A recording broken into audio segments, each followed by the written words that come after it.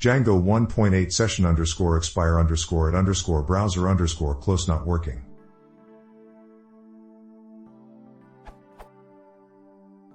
Django 1.7 had a problem with session _ expire _ browser _ close equals true in Chrome, not expiring when the browser closes.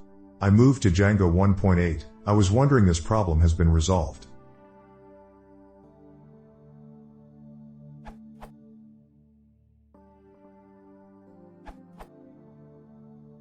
Number 19962. The documentation has been updated. Basically, this is not a bug in Django, but rather a special settings in Chrome which allows user to continue its browser session even after closing and reopening the browser. See the note in the updated docs.